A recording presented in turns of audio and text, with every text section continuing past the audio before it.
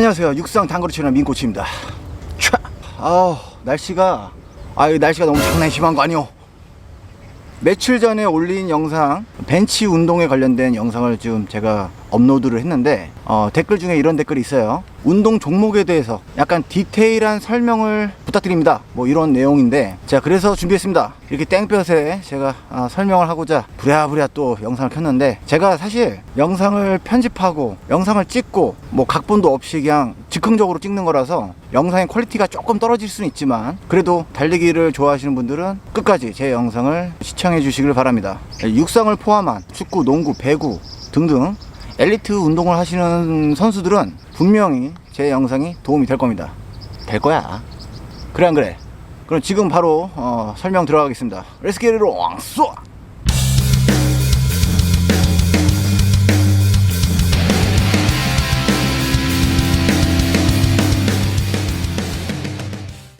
자, 제가 며칠 전에 올렸던 영상에서 벤치에서 떨어져서 그 다음 동작을 수행하는 그런 영상을 올렸는데, 자 방금 전에 인트로에서 이병헌이 깜짝 놀란 그런 동작이 수행이 되려면 우선은 두 가지를 먼저 숙지를 하셔야 됩니다. 첫 번째는 드랍, 두 번째는 뎁스. 그래서 드랍 스쿼트, 드랍 런지, 파생될 수 있는 운동들은 많은데 가장 기초는 드랍 스쿼트, 드랍 점프. 이거는 높은 데서 떨어져서 그대로 착지하는 동작. 그리고 뎁스 점프는 그 착지한 동작에서 높이 다시 점프를 하는, 점프를 하던 아니면 다른 동작 수행을 하는 그런 고강도 플라이오메트릭 운동입니다. 자, 플라이오메트릭이라고 많이 들어보셨죠? 플라이오메트릭의 가장 시발점은 뎁스 점프입니다.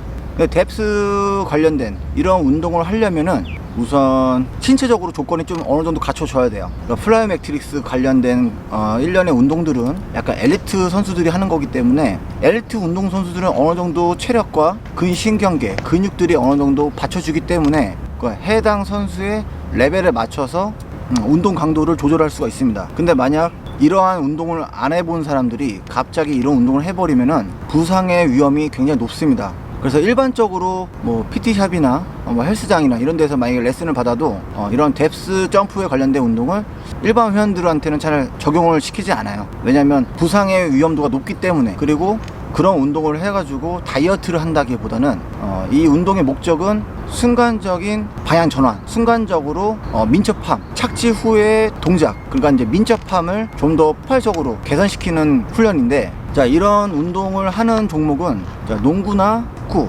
야구, 민첩함을 요하는 그런 쪽 계열의 선수들이 많이 훈련하는 방식입니다. 특히 육상에서는 폭발적인 힘을 써야 되는 단거리와 투척, 도약 선수들이 보강 훈련할 때 많이 하는 건데, 자 먼저 뎁스 점프를 하기 전에 드롭 계열의 점프나 스쿼트 이런 거를 먼저 연습을 해주시는 게 좋아요. 그래서 먼저 랜딩 자세, 그러니까 착지 자세를 보다 안정적으로 하는 방식을 먼저 숙지를 한 다음에, 그게 약간 완벽하게 몸에 익히면 그때 이제 뎁스 점프 계열의 운동을 진행하시는 게 좋습니다. 점프를 해서 착지할 때 동작이 충격을 어느 정도 흡수하는 능력을 좀 키운 다음에 뎁스 점프로 넘어가야 되는데, 착지할 때 충격을 안전하게 흡수하는 능력이 키워지지 않는 상태에서 뎁스 점프 계열의 운동을 하다 보면은 근신경계와 관절에 굉장히 무리가 많이 갑니다. 근데 이게 바로 데미지가 쫙 오는 게 아니라 서서히 이게 좀 스트레스가 쌓여요. 그렇기 때문에 이런 계열의 운동을 할 때는 일주일에 제 기준에서는 한두 번 정도 하는 게 좋고, 이걸 자주 하게 되면은 관절에 굉장히 무리가 가기 때문에 가끔 해주시는 게 좋습니다. 아시겠죠?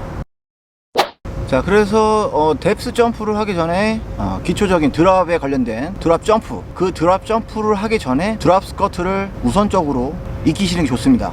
기본적으로 그냥 드랍 스쿼트 하는 방식이 있는데, 여기다가 팔의 가속력을 더 줘서 착지할 때 이 충격력을 더 주는 방식이 있습니다. 자, 그래서 처음에 연습할 때는 그냥 팔의 가속력을 사용하지 마시고 그냥 몸으로 하는 드랍 스쿼트를 한번 해보시고, 그 다음에 이게 어느 정도 충격 흡수가 몸에 익혀지면 팔의 가속도를 이용해서 충격을 더 줘서 흡수하는 능력을 기르셔야 돼요.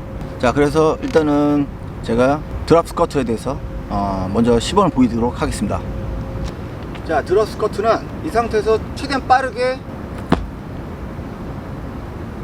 순간적으로 내려가는 거죠. 순간적으로 푹. 자, 손을 안 쓰고 손을 안 쓰고 기본 베이직으로 하게 되면 쭉 내려가는 동작에서 살짝 탭을 눌러주시는 거예요. 그리고 마지막 랜딩 자세에서, 그러니까 마지막 피니시 자세에서는 살짝 버텨주는 연습을 해주시는 게 좋습니다. 자, 여기서 팔의 가속도를 이용해서 충격력을 더 주는 방법은 손을 들었다가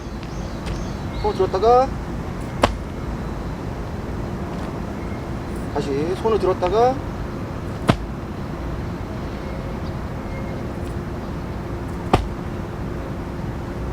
이렇게 드롭 스쿼트를 연습을 해보시면 착지하는 동작에 대한 충격을 흡수하는 방식을 이해하게 될 겁니다. 자, 이렇게 충격을 안전하게 흡수하는 방식을 이제 몸에 익혔다면은 그 다음 단계 이렇게 넘어가시는 거예요.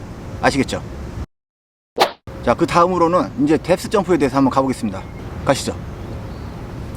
자, 뎁스 점프를 했을 때 첫 번째 랜딩 자세, 첫 번째 착지 자세에서 발가락과 무릎, 그러니까 발가락과 무릎 그리고 어깨 라인이 일직선상에 오게끔 착지를 해주셔야 돼요. 일직선에 오게끔. 자, 이 상태 다 똑같이 일직선상에 오게끔 정렬을 해주셔야 됩니다. 자, 두 번째는 허리 힌지. 허리가 여기 말려 있거나 허리가 들어가 있거나, 자, 이렇게 힌지를 준 상태. 자, 그리고 세 번째는 점프까지 다 하고 피니시 했을 때 착지 동작에서 완벽하게 버텨주는 동작을 취해 줘야 됩니다. 자, 여기서 근데 한 가지 제가 또 팁을 드리자면, 뎁스 점프 자체가 근신경계에 굉장히 무리를 주는 운동이기 때문에 본능적으로 그 무리가 가지 않게 하기 위해서 약간 소프트하게 착지하는 경향이 생겨요. 자, 소프트하게 착지를 한 다음에 그 다음 동작을 연결할 때는 시간차가 생깁니다. 자, 이 운동의 목적을 정확하게 파악을 하고 진행을 해야 되는데, 만약에 그렇게 시간차가 생기면은, 예를 들어서 달리기를 막 하는데 지면을 밟고 그 다음 동작을 수행할 때 얼마나 그 찰나의 순간에 얼마나 빠르게 동작을 연결을 해주냐가 포인트인데, 만약에 뎁스 점프 관련된 운동을 하는데 그 민첩함이 떨어진 상태에서 훈련을 해버리면은 운동의 효과가 반감이 될 겁니다. 오히려 관절과 근육에 무리만 주는 훈련이 될 수 있다는 거죠. 이해되셨나요? 그래서 착지를 했을 때 너무 소프트하게,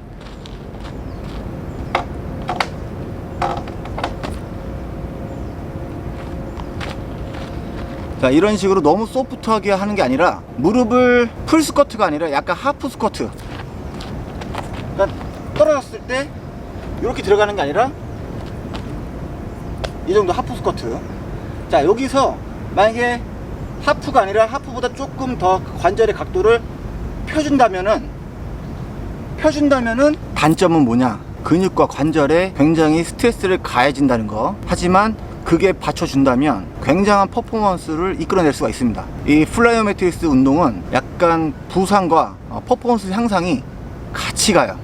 그러니까 강도가 높아질수록 부상의 위험도도 어느 정도 높아진다. 근데 그렇기 때문에 기본적으로 내 체력이 어느 정도 평균 이상의 체력이 돼야지만 이런 운동을 했을 때 부상을 당하지 않고 퍼포먼스 향상을 기대할 수가 있습니다. 자, 그래서 착지를 하고 나서 순간적으로 그 충격을 흡수한 상태에서 바로 뭐 서전 투 점프 아니면 제멀, 이런 다른 동작으로 빠르게 진행해 주셔야지 퍼포먼스 향상이 된다고 보시면 돼요.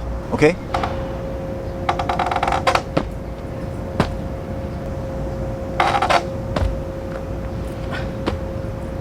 자, 그래서 이런 원리를 숙지를 한 다음에 그 다음에 운동을 이제 수행하면 되는데, 기본기가 갖춰지면은 제가 저번에 영상 올리는 그 벤치에서 하는 그 드롭 점프, 드롭 스쿼트, 드롭에 관련된 런지, 이 기본기가 갖춰지면은 그 다음에는 많은 운동들을 조합을 해서 진행할 수가 있습니다. 제가 쉽게 예를 들어서 농구 선수를 기준으로 한번 얘기해 볼게요. 자, 농구 선수들은 슛을 쏘고 노골된 공을 잡아서 리바운드 해서 점프해서 잡죠. 점프해서 잡자마자 착지와 동시에 얼마나 빠르게 슛으로 연결을 하냐, 그 찰나의 순간에 경기의 향상을 좌지우지합니다. 그래서 농구 선수를 기준으로 잡으면, 자, 공을 잡고, 자, 공을 잡았다고 치고,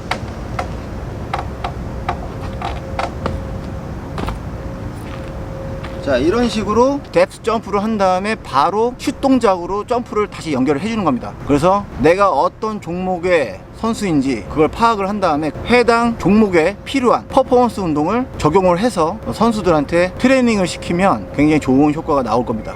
물론 이제 이런 운동들은 보다 높은 강성을 필요로 하는데, 강성이 높아질수록, 그러니까 예를 들어서 발목의 강성, 무릎 각 관절의 강성이 강해질수록 이런 순간적인 반응 속도나 이런 것들이 굉장히 개선이 될 거고, 빠르게 방향 전환하는 그런 쪽의 엘리트 운동 선수들은 엄청나게 효과를 보는 운동이기 때문에, 이런 플라이오메트릭 관련된 운동은 반드시 선수라면 필수적으로 해야 되는 운동들이고, 원리를 알고 운동하면 조금 더 몸에 이해가 빨리 오기 때문에 조금 더 몸으로 흡수하는데 도움이 되실 거예요. 제가 기준 내리는 거는 최소 30cm, 이 정도 높이에서 하는 거는 그렇게 크게 무리가 안 가기 때문에 낮은 단계에서 한번 연습을 계속 해보시고, 순간적으로 폭발적으로 힘을 써야 되는 종목들은 30cm 이상, 많게는 1m 이상의 높이에서도 훈련을 해주실 필요가 있습니다. 아시겠죠?